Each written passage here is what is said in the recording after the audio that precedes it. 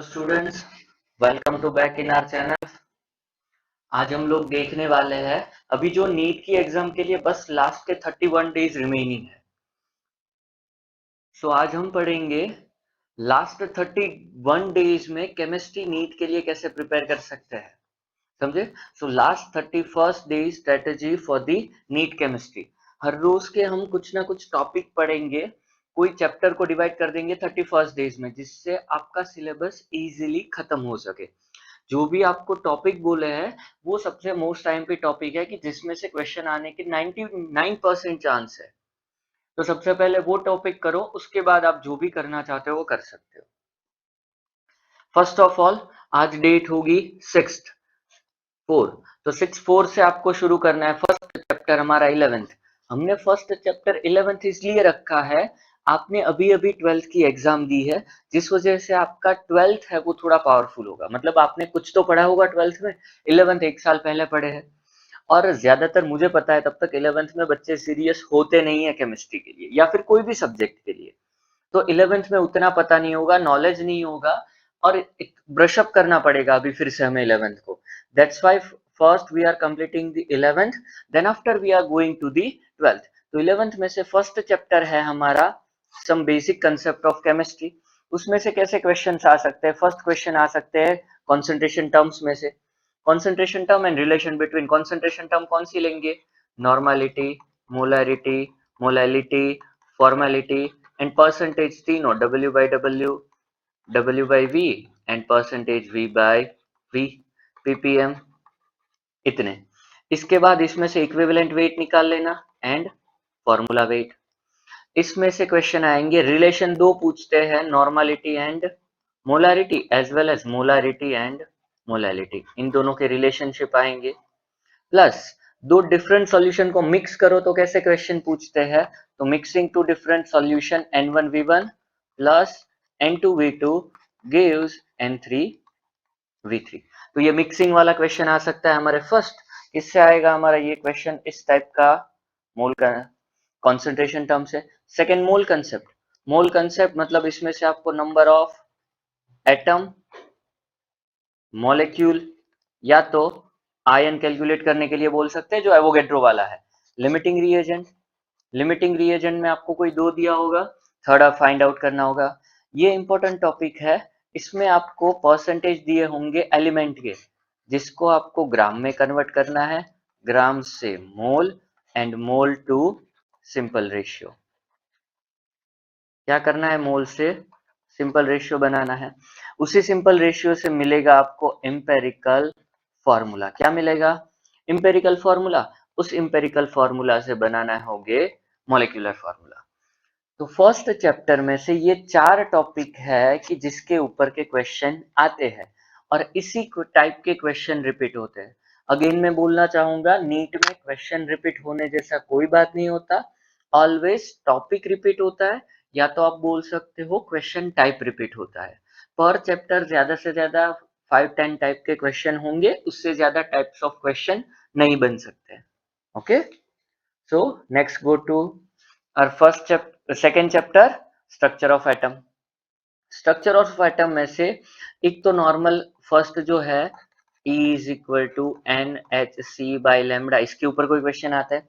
फिर Bohr's model सबसे ज्यादा इसके ऊपर आता है, स्पेशली इसमें भी इलेक्ट्रॉन ट्रांजिशन, ये वाला formula, delta is equal to HC by lambda is equal to RH into 1/Ni² minus 1/NF²। सिर्फ ये हाइड्रोजन लाइक एटम के लिए है, इसके लिए हाइड्रोजन लाइक एटम के लिए।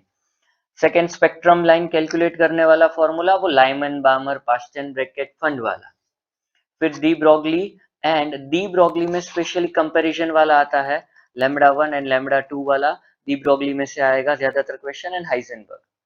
क्वांटम नंबर पता है आपको चार टाइप के होंगे, main quantum number, azimuthal quantum number, magnetic quantum number and spin quantum number. Node, node हमें पता है तीन टाइप के होंगे, एक रेडियल नॉड होगा, एंगुलर नॉड होगा। एंगुलर नॉड है वो आपका होगा एजीमुथल जितना, जो रेडियल नॉड है वो आपका होगा n - l - 1, एंड इन दोनों को ऐड कर दो तो टोटल नोड मिलेगा आपको n-1। तो ये 3 नोड पूछ सकते हैं किसी भी के लिए, नंबर ऑफ नोड। तो सेकेंड चैप्टर में से ये 5 टॉपिक्स है कि जिसके ऊपर के क्वेश्चन आ सकते हैं। समझ गए? नेक्स्ट आपको थर्ड डे 8th को करना है, 8 डेट को आपको करना है पीरियोडिक टेबल। पीरियोडिक टेबल एक बहुत ही छोटा सा चैप्टर है, इंट्रोडक्टरी चैप्टर है 4 चैप्टर के लिए। कौन से 4? S, P part 1, part 2 and D block.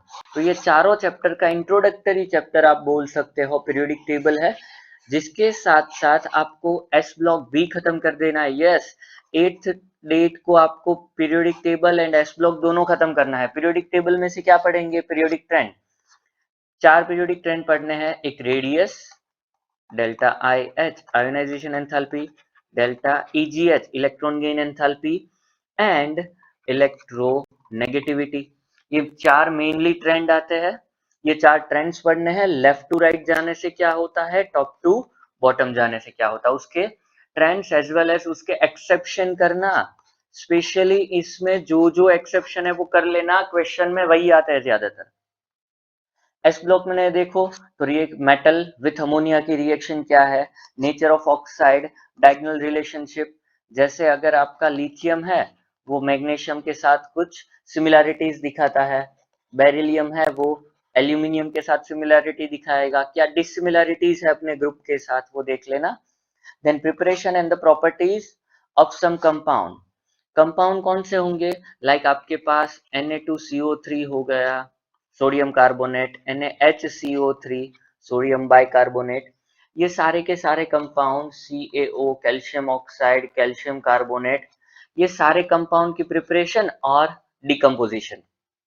Specially decomposition में आपको देखना है कौन सा आता है पता है? डिकम्पोजिशन में आएगा आपका metal carbonate and metal bicarbonate. Decomposition मतलब उसे हीट करने से क्या मिलता है और कुछ नहीं।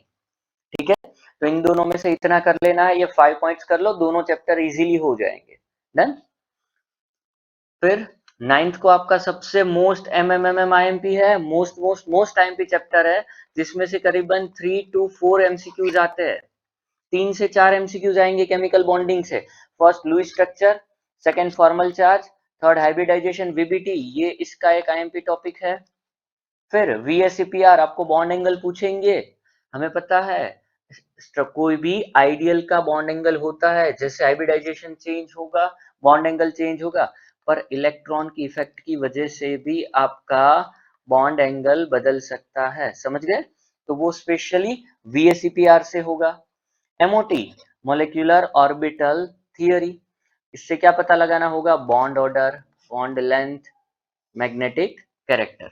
आपको पता होना चाहिए कि जो बॉन्ड ऑर्डर है वो इनवर्सली प्रोपोर्शनल होता है बॉन्ड लेंथ। क्या होगा? जो बॉन्ड ऑर्डर होगा आपका वो लेंथ से इनवर्स प्रोपोर्शन में होता है। दूसरा हमें क्या देखना है? Magnetic character. मैग्नेटिक कैरेक्टर आप कैसे पता लगा सकते हो? तो अगर सारे पैड है तो डायामैग्नेटिक, और अगर कोई भी एक आपको अनपेयर्ड मिला तो वो होगा पैरामैग्नेटिक। डन। फिर फजान्स रूल, ये एक मोस्ट टाइम पे टॉपिक है इसका, जिससे बहुत बार क्वेश्चन आते हैं। ओके, फजान्स रूल में आपको कोवेलेंट एंड आयनिक कैरेक्टर को कंपेयर करना होगा। Smaller the cation greater will be the covalent, उसके हिसाब से आपको सब कुछ समझ में आ जाएगा। इसके लिए एक डिटेल वीडियो मिल जाएगी आपको बाद में। Next, back bonding. Back bonding भी एक इंपॉर्टेंट टॉपिक हो सकता है। इस चैप्टर में से सबसे ज्यादा रिपीट होने वाले टॉपिक आपको देखने को मिलेंगे। इस चैप्टर में सबसे ज्यादा रिपीट होने वाले टॉपिक आपको देखने को मिलेंगे। एक होगा आपका हाइब्रिडाइजेशन या तो VBT, फिर होगा आपका molecular orbital theory and फजान्स rule के ऊपर। ये तीनों टॉपिक आपको बार बार देखने को मिलते हैं। ये चैप्टर अगेन बहुत IMP है, इसलिए पूरे 9th को आपको इसे खत्म कर लेना है। नहीं हो पाता पूरी रात जगिए, पर फिर भी ये 4th चैप्टर केमिकल बॉन्डिंग आपका हो जाना चाहिए एक दिन में। ठीक है। नेक्स्ट, अगले दिन सुबह उठ के आपको क्या करना है? तो 10th डेट को आपको पकड़ना है 5th chapter state of matter. State of matter में सब कुछ कर लीजिए। 3 स्टेट होती है ना, सॉलिड, लिक्विड एंड गैस। तो एक दिन में हमें तीनों की तीनों मैटर स्टेट कर लेनी है, समझे। गैस के बारे में देखें तो first of all gas laws जितने भी है, बॉयल, चार्ल्स, गैल्यूसेक, उसके रिलेशंस और उसके मेनली तो ग्राफ आ सकते हैं। फिर average, maximum possibility and RMS, उसकी जो फॉर्मूलाज है वो बुक में नहीं दिए गए हैं, अलग से देख लेना, मैं भी एक एक्स्ट्रा लेक्चर उसके ऊपर दे दूंगा।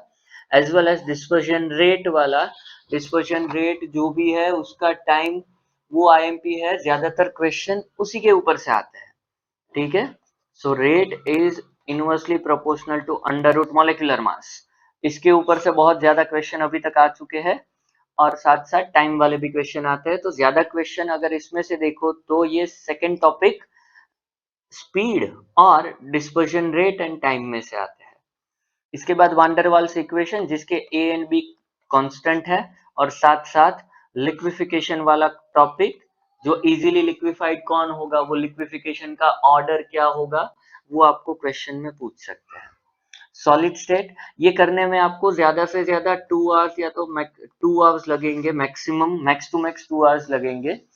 फिर सेकंड देखना है सॉलिड स्टेट। सॉलिड स्टेट में relation between a b c, मतलब ये है आपके लिए लेंथ, उसकी एज लेंथ, प्लस ये होगा बॉन्ड एंगल, मतलब जो आपको वो अल्फा बीटा एंड गामा वाला टेबल दिया है वो टेबल, अगर एग्जांपल हो सकते हैं तो वेल एंड गुड, एग्जांपल भी याद कर लेना, ठीक है।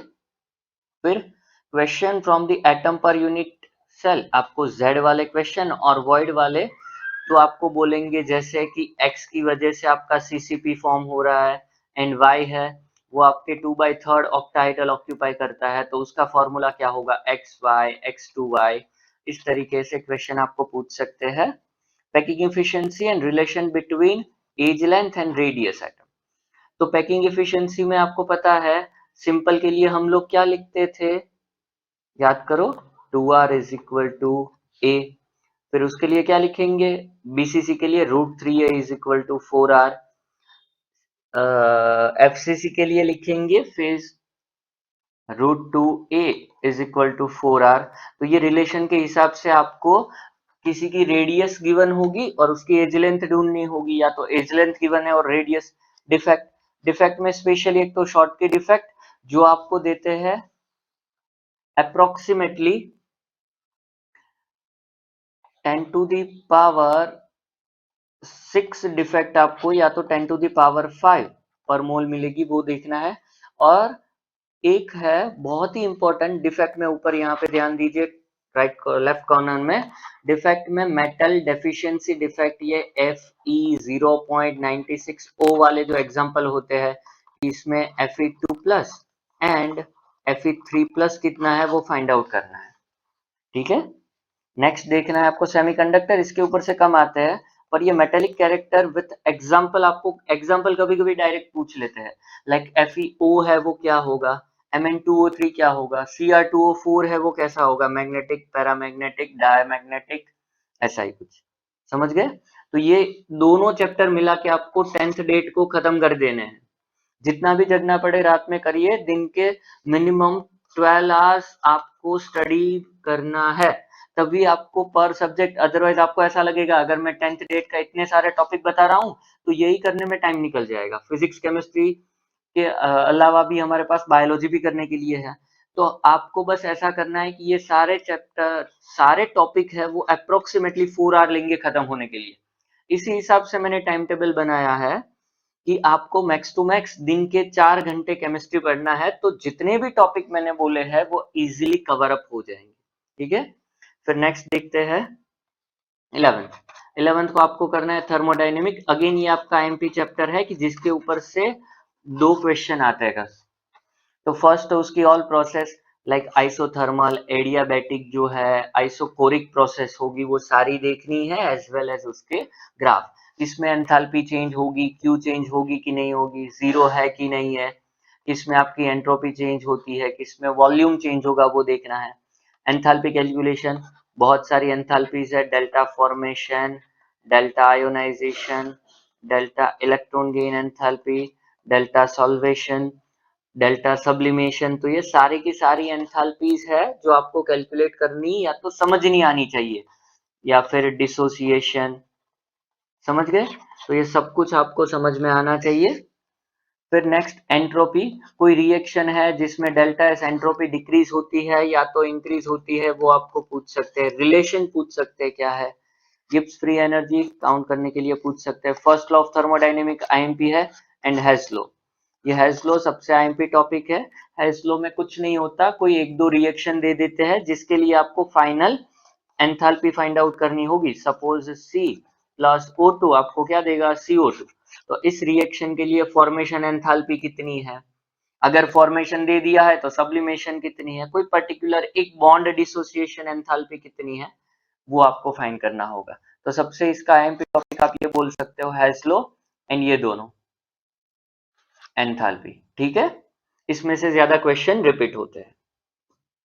नेक्स्ट इक्विलिब्रियम, थोड़ा लंबा चैप्टर है, पर फिर भी आपको जो पॉसिबल हो सके तो 12th को ही खत्म कर देना है, बाकी 13-14 से आपका नया चैप्टर शुरू होगा इसलिए। तो KC find KC, equilibrium constant हमें पता होना चाहिए, KC is equal to concentration of product by concentration of reactant, या उसका फॉर्मूला बनाना आना चाहिए। या गिवन रिएक्शन के लिए आपको केसी दिया है तो प्रोडक्ट या तो रिएक्टेंट की इक्विलिब्रियम टाइम पे कंसंट्रेशन आपको मिलनी चाहिए। सेकंड है आपका relation between Kp and Kc, Kp is equal to Kc R T raise to delta n g. तो आपको ये डेल्टा एन जी की वैल्यू भी पूछ सकते हैं कभी कभी। डेल्टा एन जी क्या होगा यहाँ पे, delta n g is equal to number of gaseous mole of product minus reactant, दोनों का डिफरेंस है। ओके, फिर दूसरा पूछ सकते हैं केसी एंड क्यूसी। क्यूसी क्या है, आपका रिएक्शन कोएफिशिएंट है, जिसकी मदद से आप पता लगा सकते हो आपकी रिएक्शन जो है वो प्रोडक्ट साइड जाएगी या तो रिएक्टेंट साइड जाएगी। तो आपको ये पूछ सकते हैं कि reaction will goes to forward side और अ बैकवर्ड साइड।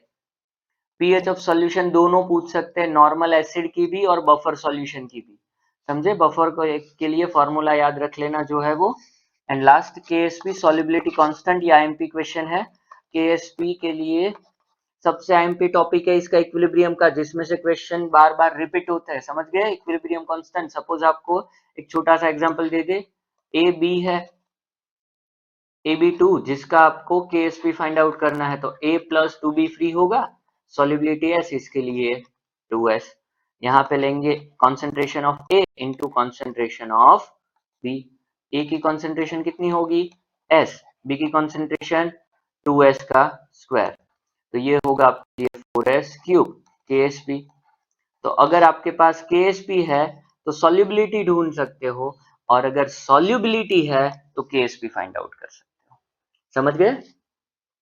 तो इतने इक्विलिब्रियम में इतने टॉपिक्स है जो आईएमपी है जो पूछ सकते हैं, जिसमें से क्वेश्चन रिपीट होते हैं। ये आपको 12th डेट को ही खत्म कर लेना है, ठीक है? नेक्स्ट 13th को आपको दो चैप्टर करने हैं, दोनों कंबाइन है, अलग अलग नहीं है, redox and electrochemistry.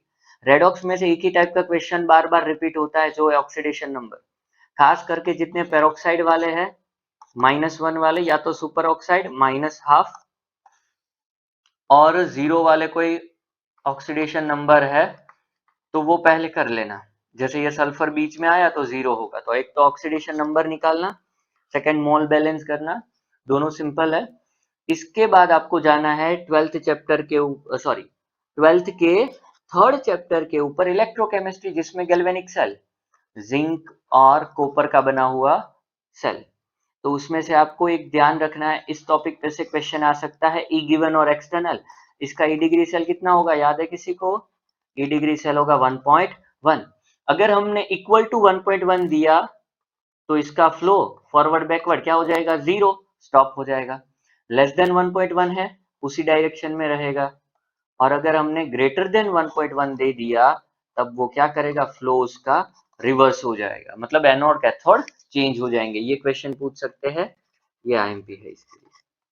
Second नर्न्स equation, नर्न्स equation में आपको याद रखना है 3 वैल्यू 0 लेनी है। कौन सी 0 लोगे आप? एक तो H plus H2, E degree cell of hydrogen क्या होगा, 0। जब Kc फाइंड आउट कर रहे हो जब रिएक्शन इक्विलिब्रियम में होगी तो ई सेल क्या लेना है 0। क्या लेंगे E cell 0। As well as जब कॉन्सेंट्रेशन सेल है आपके पास तब आपको ई डिग्री सेल क्या ले लेना है 0। समझ गए। कॉन्सेंट्रेशन सेल का मतलब पता है किसी को, जिसमें एनोड और कैथोड दोनों सेम होंगे, मतलब मेटल सेम होगी, जस्ट उसकी कॉन्सेंट्रेशन डिफरेंट होगी।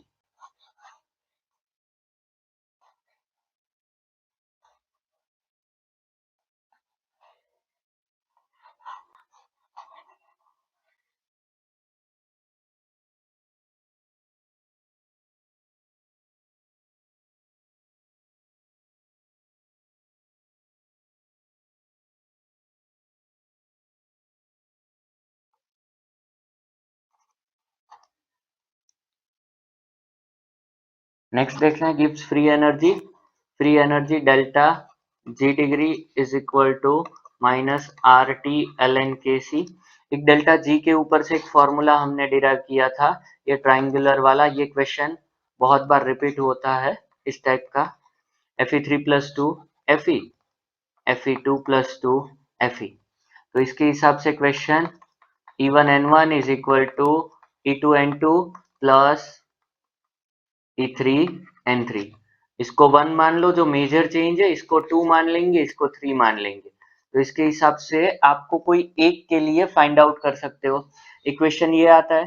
दूसरा क्वेश्चन आपका आता है रेजिस्टेंस एंड कंडक्टिविटी। जितने भी आर के फॉर्मूला या तो लैम्बडा एम और के फॉर्मूला है सारे याद रखना, प्लस एक कभी कभी बहुत ही इजी क्वेश्चन आपको पूछ सकते हैं लैम्बडा डिग्री एम वाला।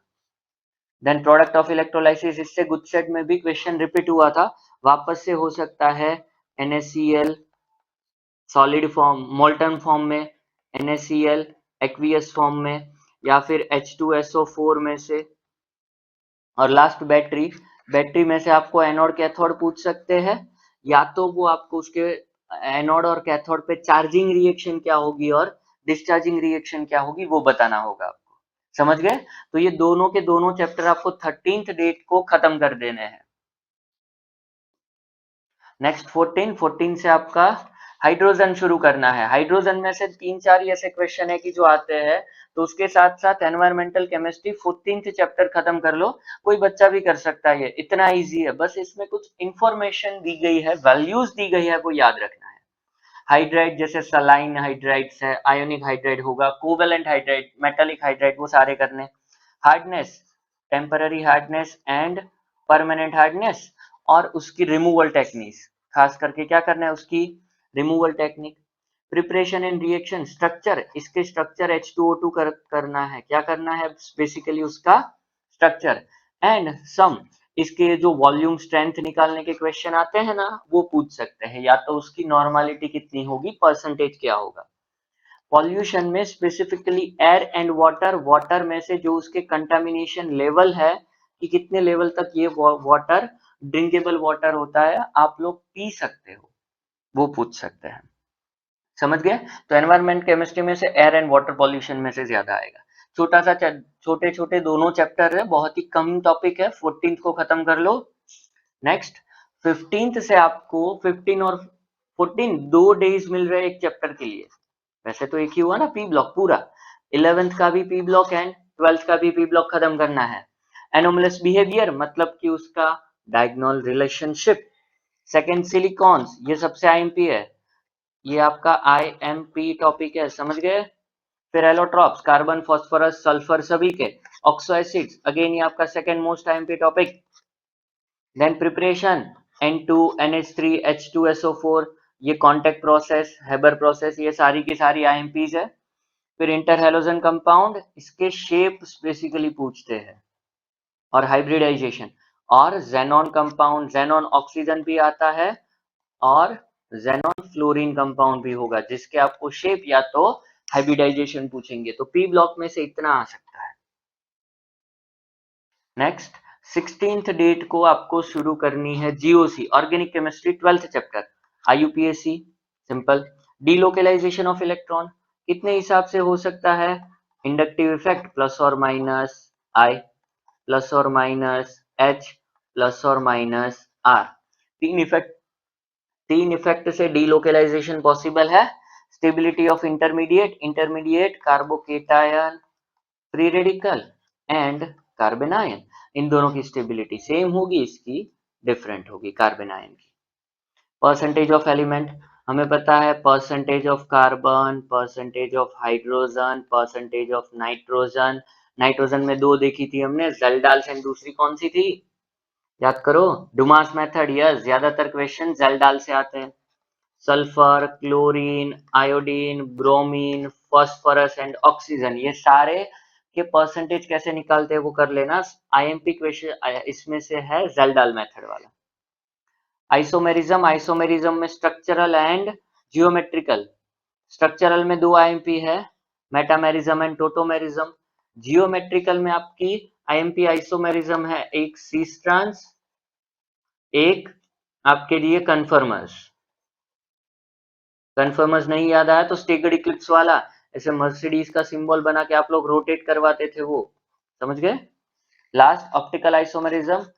ऑप्टिकल आइसोमेरिज्म की वो क्या है कंडीशन, कायरल कार्बन। तो ये 6 टॉपिक है जीओसी के जो आपको 16th डेट को खत्म करने हैं। देन 17 से शुरू करना है आपको हाइड्रोकार्बन। क्या शुरू करेंगे, hydrocarbon. 13 chapter, preparation and properties of alkane, alkyne, alkyne, सब कुछ पूछ सकते हैं। अल्केन में से कौन सी आईएमपी है, एरोमेटाइजेशन। अल्कीन में से आपके लिए क्या आईएमपी होगा, अल्कीन में से आईएमपी होगा Markovnikov, anti Markovnikov rule and ozonolysis, ये मोस्ट आईएमपी हॉट फेवरेट है, कभी भी पूछ सकते हैं। रिएक्टेंट में से प्रोडक्ट पूछेंगे या तो प्रोडक्ट में से रिएक्टेंट पूछते हैं। लास्ट है आपका preparation of alkyne, oxymercuration and demercuration, इसका एक आईएमपी टॉपिक है। एरोमेटिसिटी, इससे ज्यादातर क्वेश्चन आते हैं, सो ये बहुत इंपॉर्टेंट टॉपिक, आईएमपी टॉपिक मान के कर लेना। And preparation of benzene. इसकी रिएक्शन मैंने इसलिए नहीं लिखी है क्योंकि बहुत सिंपल है, बहुत बार हम 12th में कर चुके हैं। लाइक क्लोरीनेशन से Cl2, HNO3, H2SO4, नाइट्रेशन होगा जिससे NO2 अटैच होगा, तो ये बहुत सी सिंपल सी रिएक्शन है जो हम 12th में बहुत बार कर चुके हैं, समझ गए। Thank you friends. ऐसा करके 18th ऑफ अप्रैल तक हमारा कंप्लीटली 11th खत्म हो जाएगा, समझ गए। तो आपको बस इसी हिसाब से फॉलो करना है, 11th इस हिसाब से कर लो। नेक्स्ट 12th की वीडियो आपको 1 और 2 डेज में मिल जाएगी। कुछ भी इसमें से स्किप मत करना, ये सारे के सारे आईएमपी